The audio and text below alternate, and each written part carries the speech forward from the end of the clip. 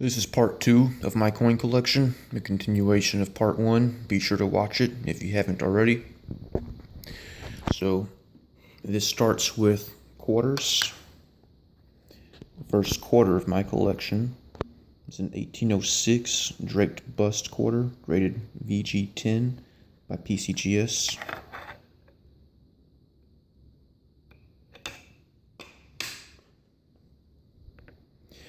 This is an 1819 quarter.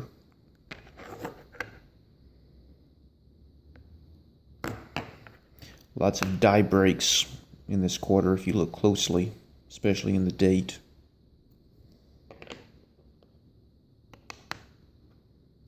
This is an 1820 quarter. These early quarters are in very low grade in my collection because high grade early quarters are extremely difficult and expensive to find.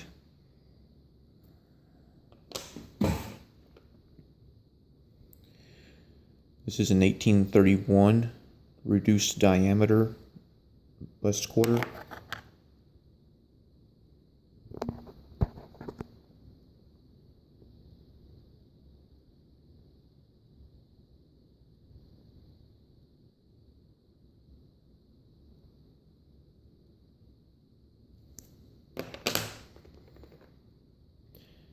This is an 1834 quarter.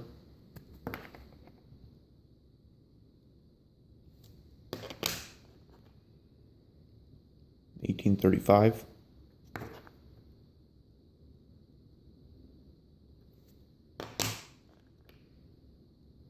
$18.47 Ceded Liberty quarter.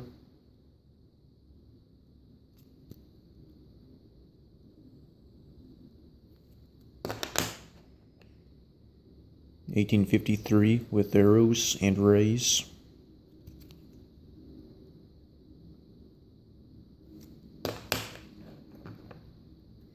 $18.54 arrows without rays.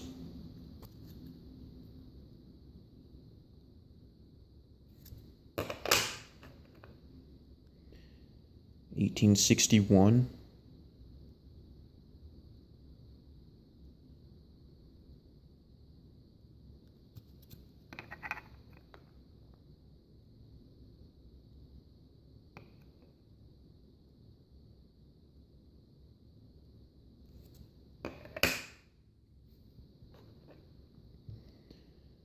$18.77 Carson City, with the Carson City mint directly below the eagle. This is not a scarce coin, even though it is a Carson City.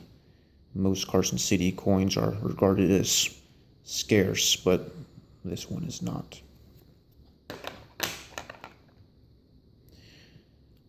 This is a Barber Quarter, struck in 1908 from the Denver Mint.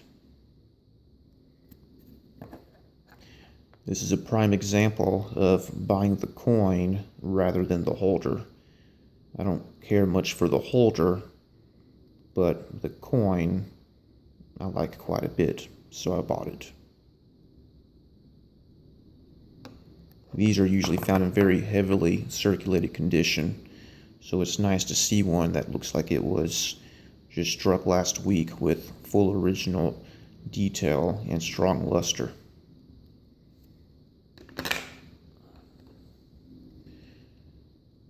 This is a 1917 Standing Liberty quarter from the Denver Mint, graded MS63 with a full head, indicating a quality strike.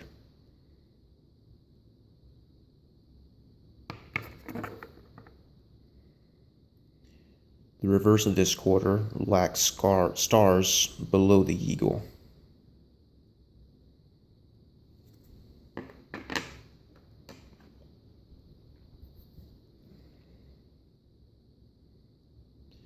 This is a 1918S Standing Liberty quarter.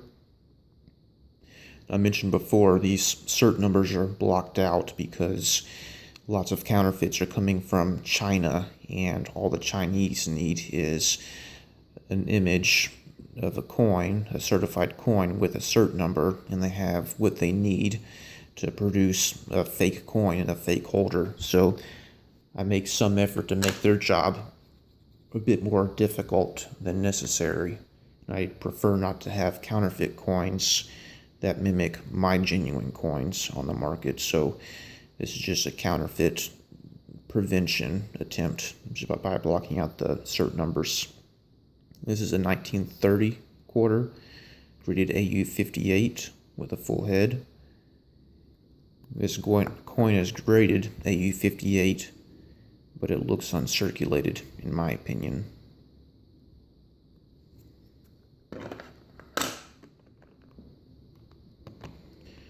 These are uncirculated silver Washington quarters.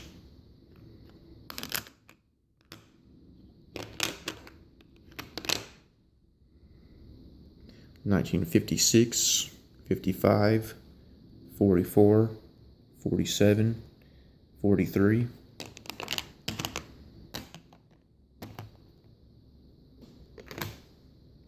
Moving on to half dollars. This is a 1795 flowing hair half dollar. Flowing hair half dollars were struck for 2 years only in 1794 and 1795. The 1794 half dollars are extremely scarce and valuable coins, whereas the 1795 are common in relation to 1794. However, all flowing hair coins are scarce today and highly desirable by collectors. This is an 1807 drape bust half dollar.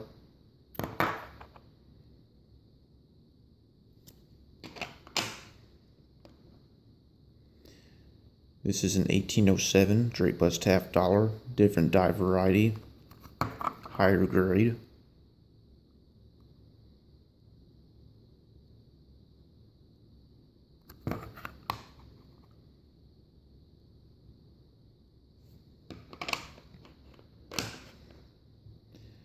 This is an 1808 cap bust half dollar.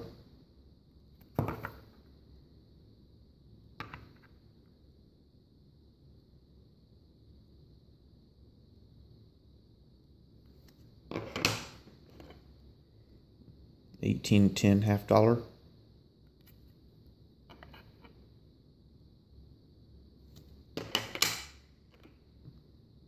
$1819. These early cap bust half dollars are extremely popular coins among collectors. This 1822 still has traces of original mint luster in the protected areas.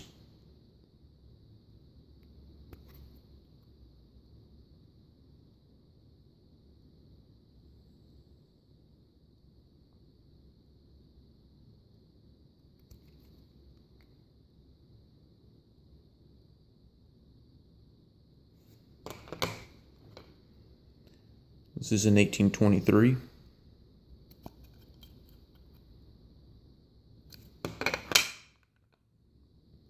$1834. That weakness on pluribus is common. You'll find that on lots of these early cap bust half dollars where pluribus is not very legible, but that's common. This is an 1838 reeded edge cap bust half dollar. These were struck only for a few years with the reeded edge.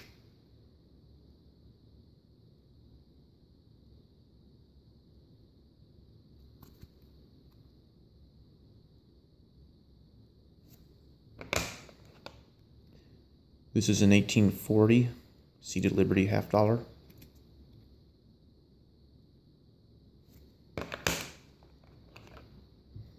$1853 with arrows and rays on the reverse.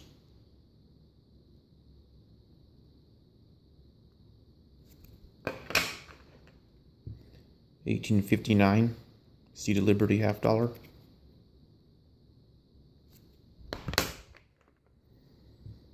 $1874 with arrows by the date.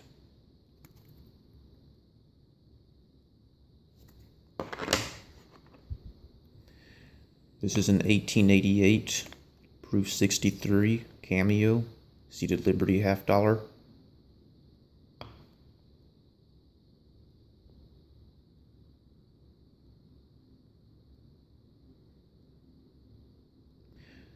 Depending on the angle you view this coin, different colors pop out.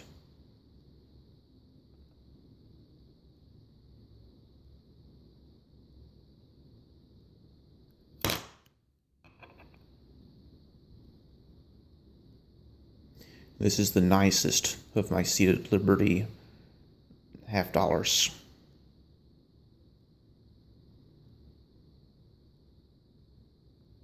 You can see the Cameo contrast, black versus white.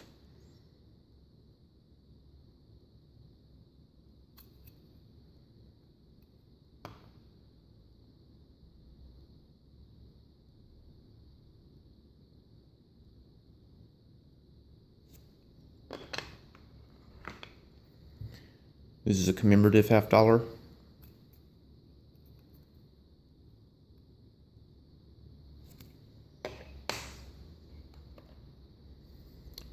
This is an uncirculated Barber half-dollar. These are usually found in very heavily circulated condition,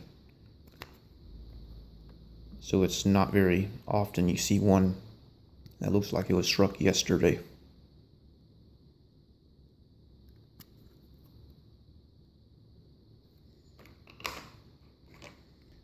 This is a 1946 Walking Liberty half-dollar.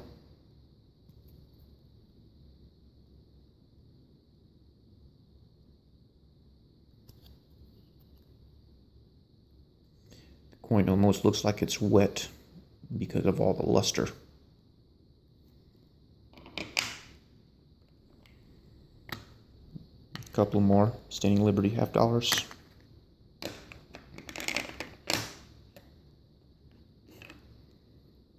Here's a 1964 Canadian half-dollar in a PCGS sample slab. 40% silvers. It's a Franklin half-dollar in a 63 business strike.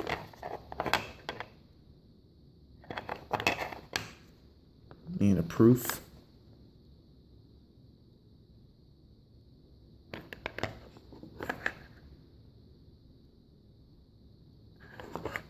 Notice there are no spots.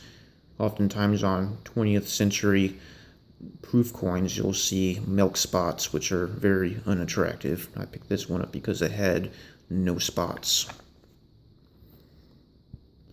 This is another business strike. This is an 1847 Ceded Liberty silver dollar. Ceded Liberty dollars are scarce in relation to Morgan and Peace dollars. This one has no legend over the eagle. You don't see "In God We Trust," no motto. Whereas the later date reads "In God We Trust" on the reverse. This is a trade dollar, 1877S. Rated AU 58.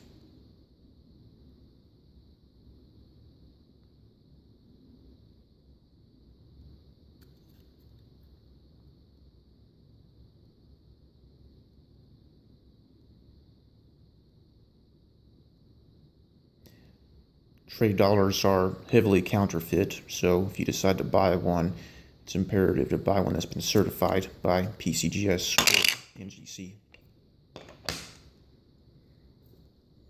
And of course, Morgan silver dollars. Every collector has at least a few Morgan silver dollars.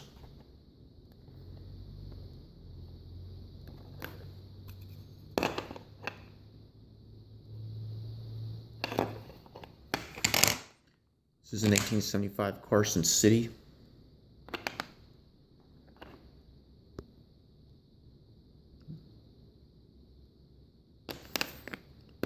The S-Mint Morgan dollars are often found with really nice luster. And are very attractive coins. This is another 1881S.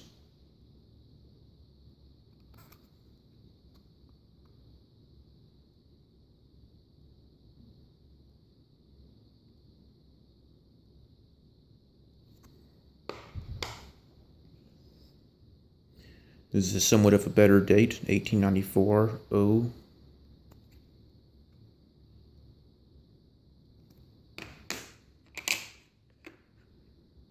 $1884.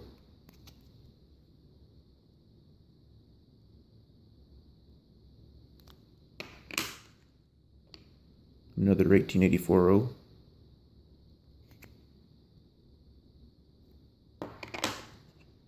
1886. 1887. 1888.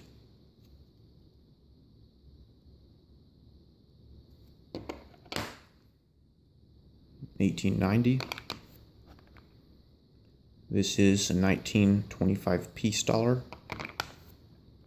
This is a nicer example of a peace dollar dated 1923, rated MS65. These are affordable in MS65, but very expensive in MS66. So if you're looking for a nice peace dollar for a typeset, it's best to go for a common date MS65, as I feel you get the most value for your dollar, for your purchase at this level.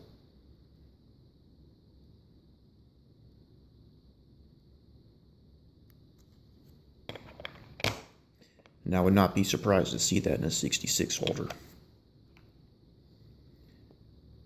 This is a 1923 peace dollar, inferior to the slabbed example I just showed you. 1928 San Francisco peace dollar. This is a conditional rarity. The 1928 Philadelphia is regarded as the key to the series, but the 1928S is known as a conditional rarity, being that it is common and inexpensive in low grades, but increasingly valuable in high grades. If this 1928S peace dollar had the look of this 1923 peace dollar, it would be worth tens of thousands of dollars.